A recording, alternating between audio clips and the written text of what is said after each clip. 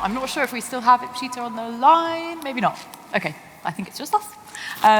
So it would be great if we could kick off with some intros, what you're involved in, and names, of course. James? My name's James. I founded a company called ICONIC. Probably most relevant for this, we deal amongst brands in music and sports and fashion and culture. But I guess most relevant, I spent a couple of years as Chief Business Officer at Defected Records. We did an awful lot of work during the pandemic, virtual events that created a lot of noise and notoriety, a lot of work in and around fans, and of course very close to artists and fairness and the whole commercial game that entails. So very good to be here. Awesome. Jacob? Hi everyone, I'm Jakob. I'm one of the co-founders of Lemonade, which is a decentralized Web3 social and community platform. Started around like 4.5 years ago in Barcelona, where our living room was the first so-called Lemonade stand, where I was pretty much running around the streets in Barcelona just calling out street musicians to come and play in our living room. And usually they ended up making 10 times more money than what they would have earned like playing on the streets where actually no one is really listening to them. So that's how we started with like a social apps, and then we kept developing new features to truly empower the creator economy. And yeah, now we're pretty much a global Web3 company, empowering not only creators but also small, medium brands and big brands. So yeah, that's why I'm here, I guess. Hi, my name is Scott Green. I'm the co-founder of Loungers TV. My background has been involved in various different startup businesses. And about 3 years ago, just after COVID, we launched Loungers TV, which is a platform that democratizes talent, and it really helps millions of talented people around the world to monetize their content fairly, which clearly we'll be able to talk about in more detail today. Awesome. Okay, I suppose maybe wanted to ground this a little bit in the past and think about where we are now, but it feels as if music and musicians have kind of the most to gain from decentralization and Web3, but it maybe feels like one of the kind of least charted or kind of slightly more blurred trajectories as an industry. Why do you think that is? Or if you disagree with that, please, it'd be great to hear why. Well, from what we're seeing is on Loungers TV is that there are lots and lots of artists and musicians out there that are just not getting a fair revenue share from whether it's labels, whether it's media owners. The revenues are all driven by ads. So you need millions of eyeballs before you can actually start earning some meaningful revenues.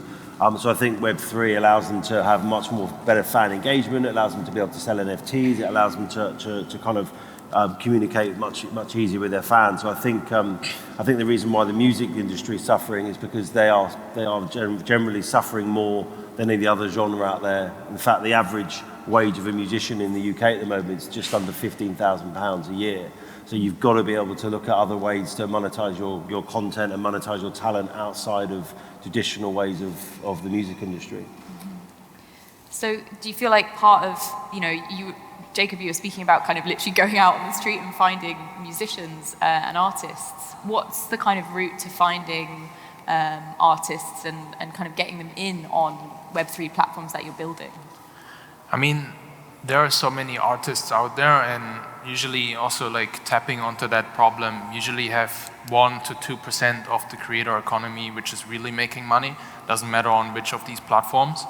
And what we have kind of like seen as a problem is that you need to have so many different platforms to engage your community, to build your community. So you have like, I don't know, let's say an Eventbrite for events, you have Telegram to engage your community, you have like different Web3 platforms.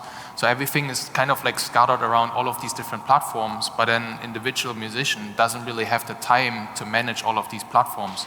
So it's actually very expensive, and it costs also a lot of time.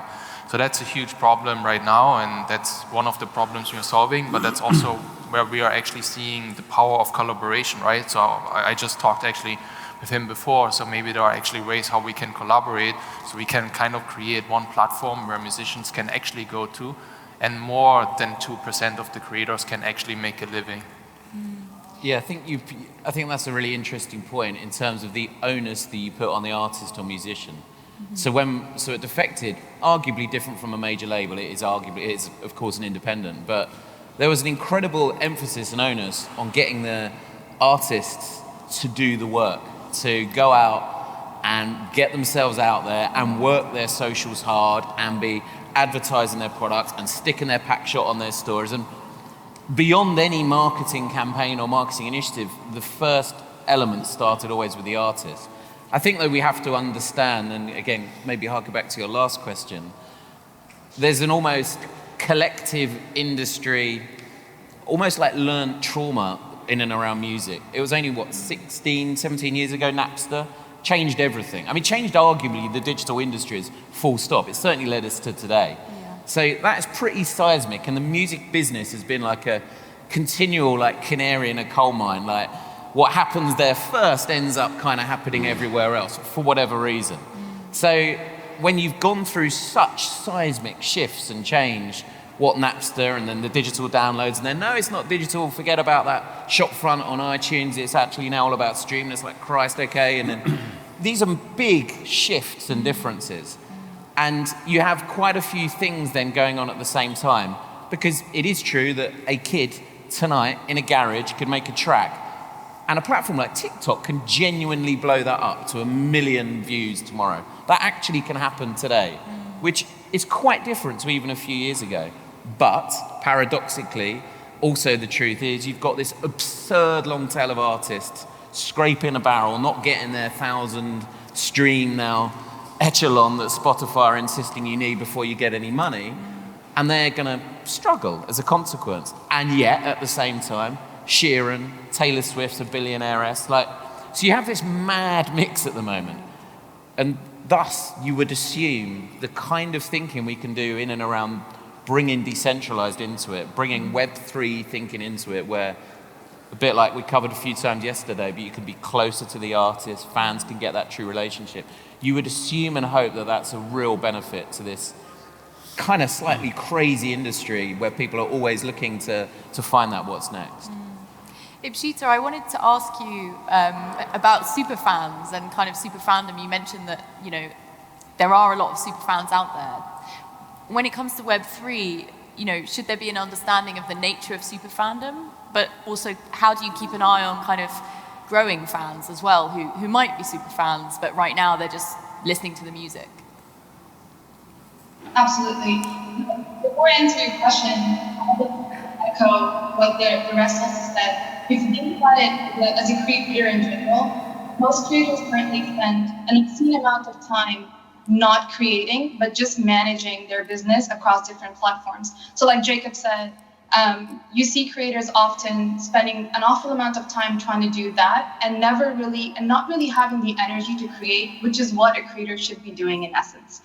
And when you think of creators wanting to do live shows or even hosting concerts, a lot of times they would depend on external agencies and labels because that would allow them to get the tickets sold, because in the end, the artist wants to spend more time creating. But in that entire process, they don't have much of an understanding of who their super fan is. I'm a big fan of, let's say, Blondish, or maybe Tale of Us.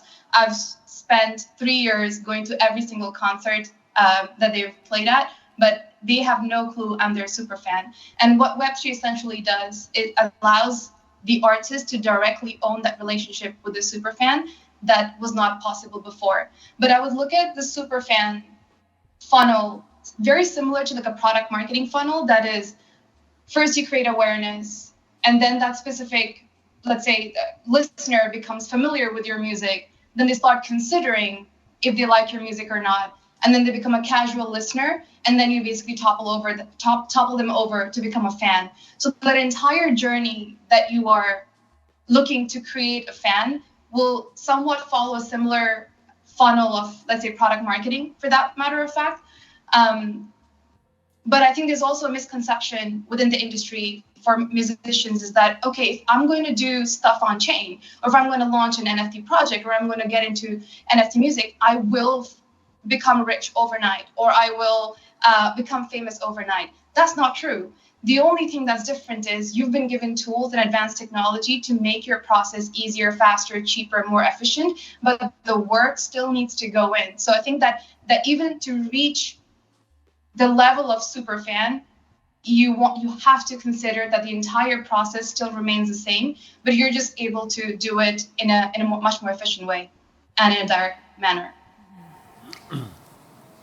I think that's a really, really good point about, the funnel's the same, but ultimately the experience and the work still needs to be the same. But I wondered how, ownership of an artist's IP might change the way they kind of see themselves and maybe identify with their work. That's a question to the whole panel. How does this change how you feel as a musician, if you can command this? I think putting yourself in their shoes, I think that's a really good way of looking at the problem or the challenge or the opportunity. And harking back to that last point and the Blondish example, and Blondish not knowing that you're a super fan, which is really cute. But it's like, again, in the last few years, there's an awful lot, for example, of DJs and artists who will be moaning at the amount of work they have to do on socials, and there's like often discourse and debate on Twitter that the DJs spend longer on their socials than they spend longer on their artistry and so on and so forth.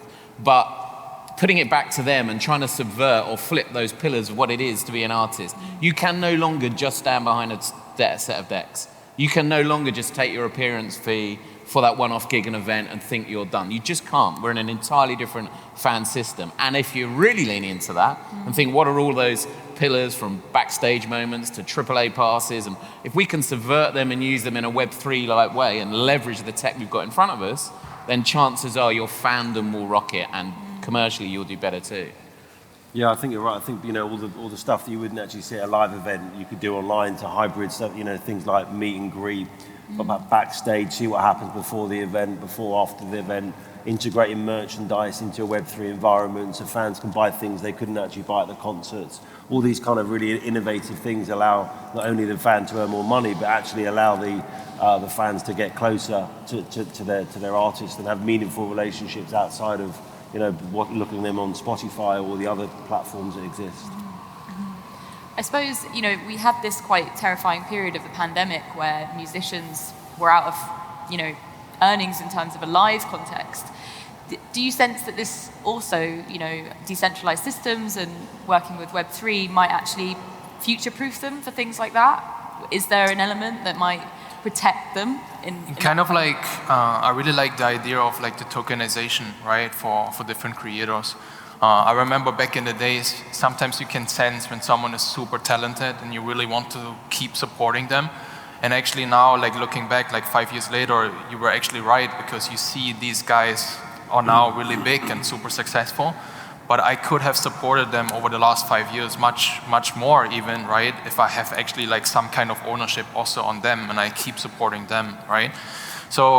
But the crucial part for anything which is related to Web3 is it needs to be super easy and super seamless, because most of the people, right, especially when you want to build a fandom in Web3 and in this community, in this environment, no one really knows how crypto is working, how wallets are working, and so on.